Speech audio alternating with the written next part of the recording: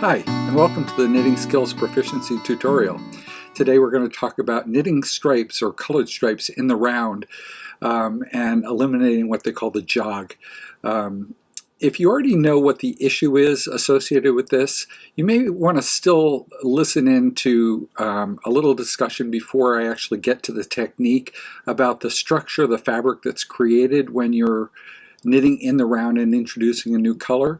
But if you're really familiar with it, there is a link down in the description part of the video here where you can click on it and go directly to the actual technique. And so you're welcome to do that. And you can always come back here if you would like a little bit more in-depth understanding of how that jog is created and other ways potentially of eliminating that jog other than the simple sort of way I've come up with to do that. So let's take a look at what the actual issue is. So if you take a look, when you're knitting in the round, you're actually not knitting individual circles on top of each other. So the knitting in the round process is actually a helical process. You're knitting almost a spring because it's a constant three-dimensional spiral on top of each other.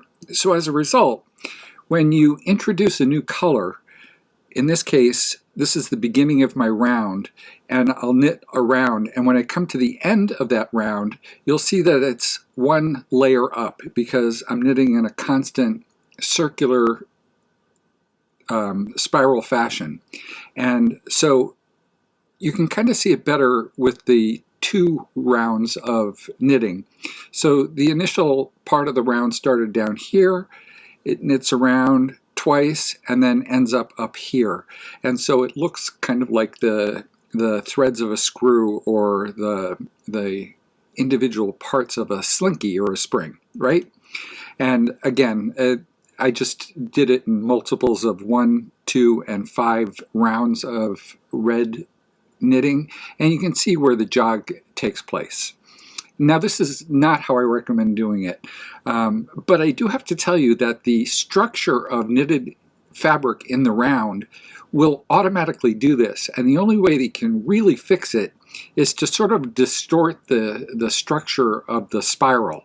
And so, in essence, if you take a look at this jog, for instance, the only way you can really eliminate that jog is to distort the fabric slightly so it pulls down and makes the eye look as though it's on the same level where it starts and where it ends, that first round of new color knitting. So now that you've got a slight understanding of in the round knitting and introducing a new color in that and what creates the jog, we're going to go ahead and actually work on my technique on how to eliminate that jog. And so I'm going to show you, my technique actually does two things. One is, and I'm doing this in the form of a hat, but my technique actually does two things. One is it slightly eliminates that change and jog that we're talking about, but it also helps carry the yarn, the unused colored yarn, up the back of your fabric. So here I am where I'm about to start a new red stripe, and I'm going to replicate the exact same 3 stripes I had in the demonstration with the jog. I use a stitch marker to show the beginning of my round, and in terms of adding a new color, I just bring in the new color, and the short end is over here, and I leave enough to weave in. And instead of just starting with the new color, I take the old color, which is the last stitch of the old color is right here, and I actually insert it into the first stitch of the round. I wrap the old color around the needle as if to knit. Then I wrap the new color around that, and then I unwrap the old color. What that basically does is it catches the old color behind the new color, and it actually kind of helps secure in the new color as well. And so the first stitch is quite simple, and I'll show you that technique again when I come around. So I'm going to go ahead and head around to the Now this is 88 stitches, so I'm not going to make you sit here and watch 88 stitches. But at the end of the round is the second part of eliminating the jog, so we'll fast forward to that.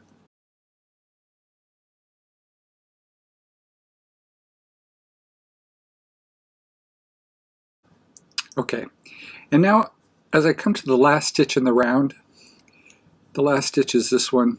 I just execute it normal fashion and I pass my stitch marker. One of the things you see here is if we were to continue on, we'd have that standard jog that would put this last stitch higher than the first stitch of the new color. And what I do to eliminate it is I go to the back of the work and I take the snagged old color yarn, in this case the very dark green, it probably looks black to you, and I pull snugly on it, and you can see it starts to snug up and pull up where I snagged it around the old color. And as a result, it brings those two rows a little bit closer together. Now I'm going to go ahead and switch back to the old color, so I'm only going to do one round of the new color, and I'm going to use the exact same technique. I take the old color, I insert my needle into the first stitch of the round, I wrap the old color, I wrap the new color, and then I unwrap the old color and pull through the new color. And again, the second part of the snugging part, where you snug it up and make that snag stitch closer to the beginning of the round of the last stitch. So I'm going to go ahead and head around with the green color.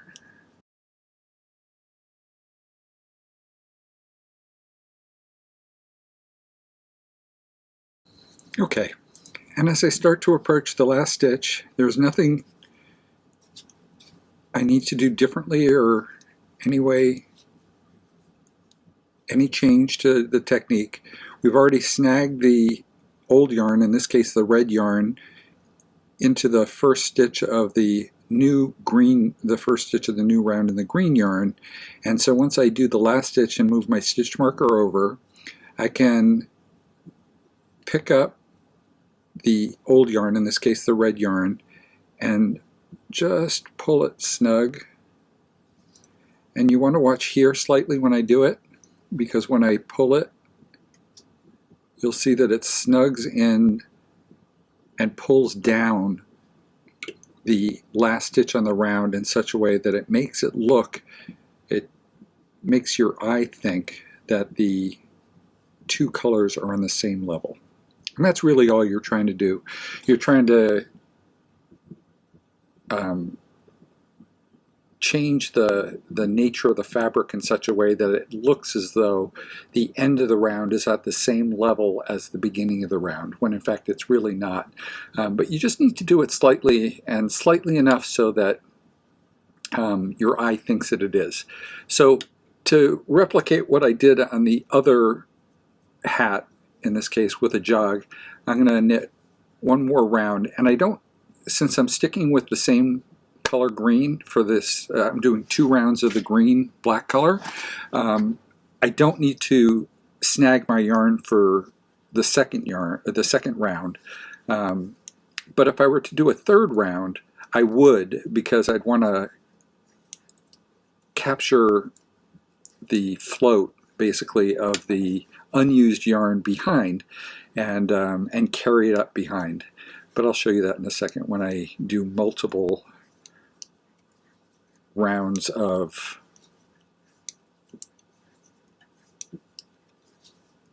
the jog reduction technique. So catching that yarn like that is very similar to if you've ever done two-handed stranded knitting in 2 different colors, one with one color in the left hand and one in the right hand, and you understand how to snag your floats or catch your floats.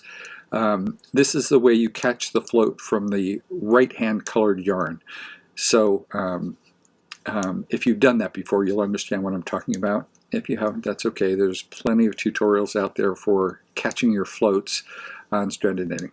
So I'm going to fast forward through the end of this round so you don't have to watch it.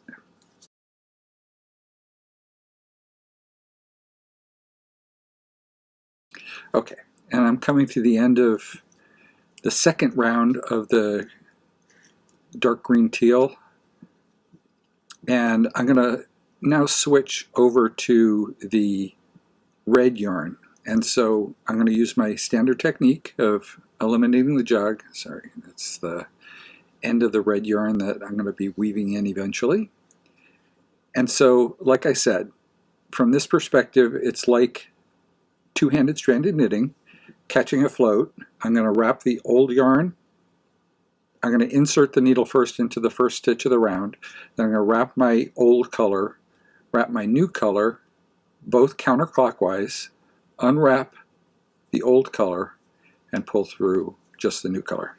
That way it snags the yarn back here, and taking the new color red, again, go around. And I'm going to do 2 rounds of the red, so I replicate what I had done in the first half that I showed you as an example of not fixing the jog. And again, I'll speed through this for you.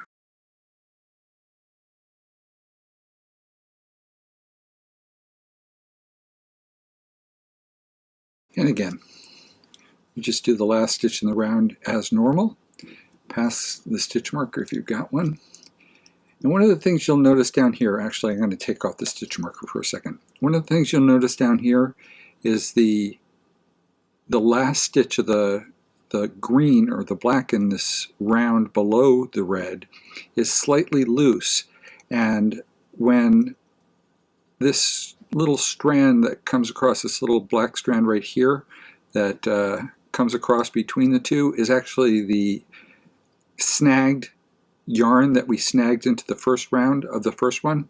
So the first part of the pieces, we actually capture the old yarn into the first stitch of the new yarn. And then the last part is when we get to the end of that round where we snag some yarn, we just pull that tight, and you can see that center piece is kind of pulling the lower round up to about the same level as the older round. Now I am going to do 2, so I can replicate the same thing I did on the striping that I did on the with jog hat. I'm going to do 2 rounds of the red color. I don't need to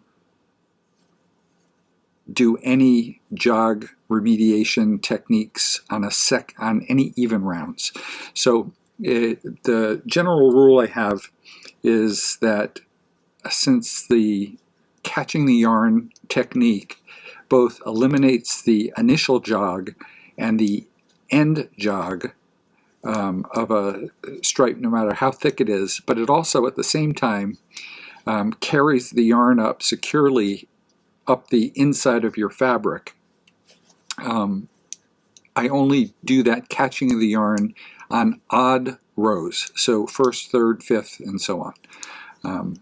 And so I'll finish off the second round of this color, and then we're going to do a 3-round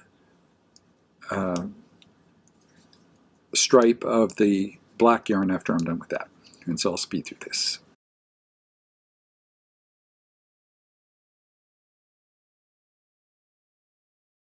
And again, as I approach the end of the second round, there's nothing I need to do special. I didn't snag the old yarn at the beginning of the round, and there's nothing I need to do at the end of the round either. But we are going to be switching to the other color at this point, and so we'll start that as part of the first round. And so if you remember, what we do is we insert the needle into the first stitch of the round, wrap the old color, which is red in this case, wrap the new color, and then unwrap the old color and pull through just the new color. And that way we've got the red yarn snagged behind we've got the red yarn snagged behind the darker color. And we're going to do 3 rounds of this darker color.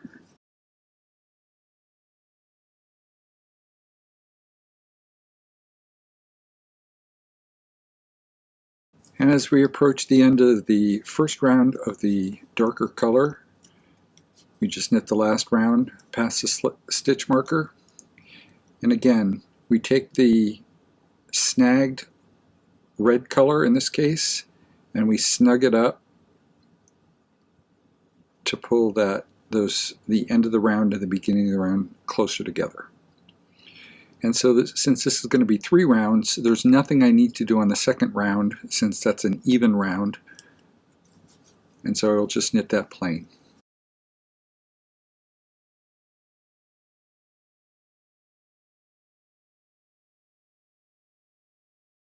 And as I get to the end of the round, there is nothing special I need to do since it's an even number round. However, since I'm about to start the third round of the darker color, I need to do the same jog remediation, even though I'm not really remediating any kind of jog because I'm not changing colors. I still want to capture the float as I carry the unused yarn up the 3 rounds of the darker colored yarn.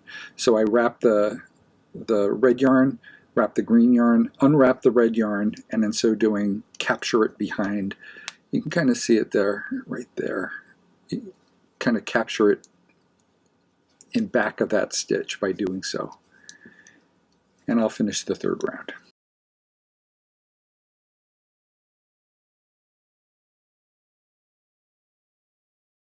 And at the end of the third round of this darker color, there's nothing I need to do special here. Since I'm not remediating the jog, there's nothing I need to snug up because even though I've wrapped that yarn to carry it up the back of the work, it's not in any way connected to that stitch, so it won't do anything associated with fixing the jog. However, I am going to do one last round of 5 rounds of the red color and working the jog remediation in the first round on both the beginning of the round and the end of the round with snugging it up. And on the third and fifth round, I will be just capturing the float of the darker yarn behind the red yarn. So I'll start with the, I won't go through all 5 of those rows since I think you got a sense about how to carry up the yarn on a 3 round working piece of the darker yarn, but I will show you at least the first round of the new color. So since the old color is the darker yarn, I insert my stitch into my needle into the first stitch of the round. I wrap the old yarn, wrap the new yarn, unwrap the old yarn. And in so doing, again, I've captured the darker yarn behind the red yarn. And then once I get to the end of the first round, I will show you the snugging up process one last time. And then off camera, I'll just continue doing the remaining 4 rounds of red so that I can show you a comparison of the colored stripes with jog and without jog, and see if you prefer one over the other, or if you prefer different. There are multiple techniques of eliminating the jog in the round colored stripe knitting. There's helical knitting, which I have a video tutorial out there which I'll link to in the description. And there's also some people knit the end of the first round of a new color, the last stitch, into the bottom or the stitch below the next stitch in the round to try to torque that row up a little bit higher, but I don't find that looks as good as this does. Both of them actually contort the rounds in the fabric a little bit to try to make your eye see the color as all in one row, but you can pick whichever one you like.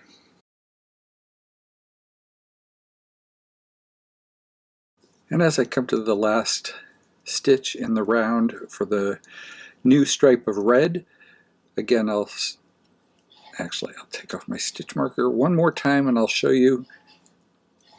You can see the yarn ladder that gets created when I snag that yarn into the first stitch, and when you, and I need two hands for this, but when I pull on that old color yarn, or the dark yarn in this case, you'll see that it snugs up the two ends of the round so that they look like they're almost similar in nature. I am going to do a total of 5 rounds of the red, which I won't make you suffer through, so that I can compare this hat to the original hat with stripes that had jogs. But before I do that, I just want to give you a little sense about. So now when you take a look at the 2 stripes that we have created, you can see that here's the, let me get a little pointer, here's the place where there's a jog, and there is still somewhat of a jog there, but when I show you the comparison of what it looks like before and after, especially with the 5 rounds of red compared to the old one, you'll kind of see where the jog is mostly eliminated, and I'll come back to you with a comparison of that as soon as I'm done. Thanks for sticking by me all this time. So I finished working on the last stripe so that I could replicate what I had done in the original piece. So let's take a look at what we've got. So this is the original hat, and you can see, you can literally see the jog kind of like lined right up the line there.